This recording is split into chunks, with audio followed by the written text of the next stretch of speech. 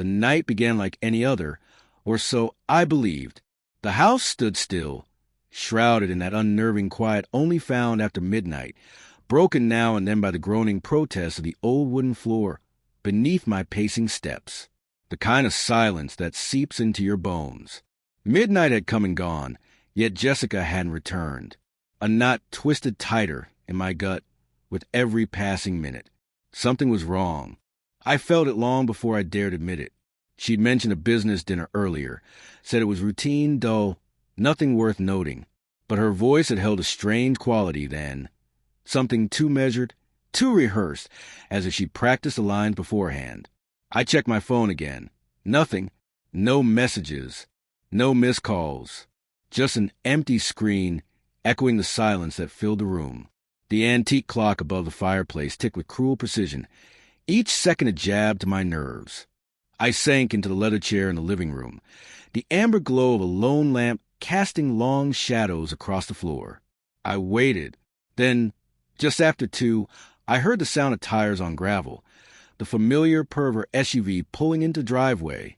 My heart reacted, but not with relief. No, it was something far more jagged. Dread, or maybe a bitter mixture of both. I stayed still. The front door opened.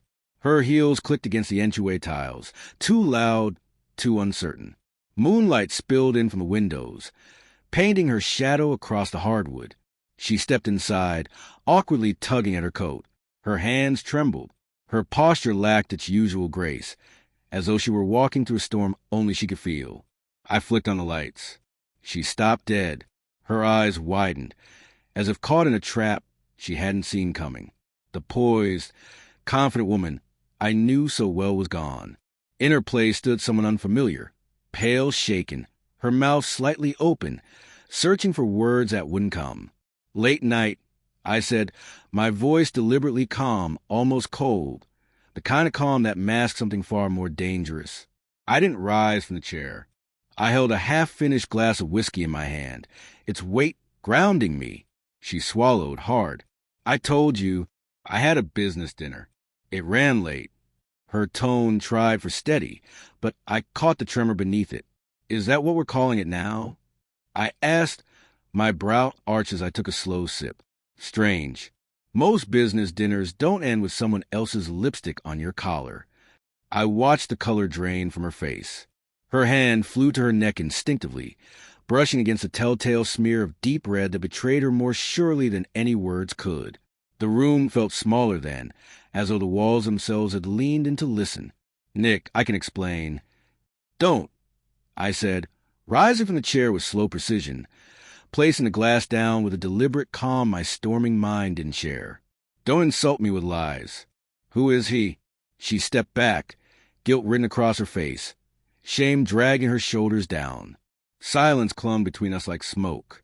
I made a mistake, she whispered finally, her voice breaking. It didn't mean anything. It was stupid. It was just once. I'm so sorry. I laughed, but it was hollow, the kind of laugh that carries no joy, only disbelief. Stop. My voice hardened, cutting through her apology. I stared at her, this woman I had built a life with, shared dreams with, held through storms and sunlight alike, and I no longer recognized her. It meant nothing? I repeated, the words like poison in my mouth. That's your excuse? It was meaningless. So you were willing to throw away everything we built? Tears streamed down her cheeks, dragging trails through her makeup, dissolving whatever mask she'd worn that night. Nick, I was drunk. I wasn't thinking straight. We can move past this. I love you. That word, love, it hit me harder than the betrayal itself. Love. I echoed, disgust sharpening every syllable. Love doesn't lie. Love doesn't cheat. I turned away from her, grabbed a hoodie from the coat rack, slipping it on with shaking hands that I forced into stillness. Where are you going? She asked, her voice cracking with panic. Out, I replied, not bothering to look back. Please don't walk out on me. We need to talk. But I was already gone. I drove without direction, letting the empty streets carry me wherever they pleased. I passed the park where we used to lie beneath the stars and whisper promises we thought would last forever. I drove by the little cafe where we once planned our future, over shared cups of coffee and stolen glances. Those places now stood as cruel reminders, haunted echoes of what we used to be. The hours bled away into a blur of streetlights and silent reflections. Grief gave way to anger. Anger hardened into something colder, sharper, resolve. By the time the first pale fingers of dawn crept across the sky, I returned home. She was asleep or pretending. I didn't care. My emotions were no longer raw. They'd solidified into something heavy and silent.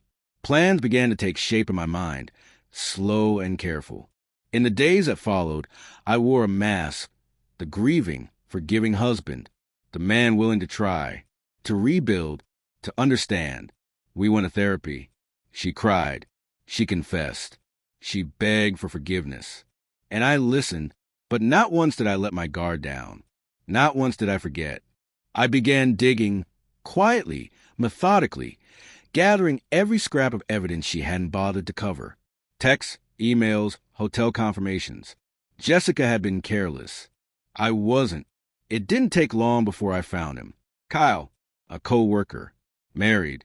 The kind of man who probably wore his wedding ring while whispering promises he never meant into someone else's skin. I could have confronted him, demanded explanations, made a scene. But that would have been too easy, too merciful. Instead, I got to work. I compiled everything. Every damning message. Every timestamp. Every photo that betrayed their little secret world. I created a timeline, so precise it could have been submitted in court. Then I sent it all, anonymously, to his wife. Let her deal with the man who had betrayed her. Let her look into his eyes and see the stranger I now saw in Jessica. And I waited. Not long after, I made a suggestion to Jessica. A dinner, just us and a few close friends. Something to celebrate how far we'd come. She jumped at the idea, lighting up like a child handed her favorite toy. She was thrilled, proud even, to show off our progress. She had no idea she was walking toward the reckoning I had carefully orchestrated. The house buzzed that Saturday evening with the low hum of chatter, the clink of wine glasses, and the soft background music that Jessica insisted made everything feel more elegant.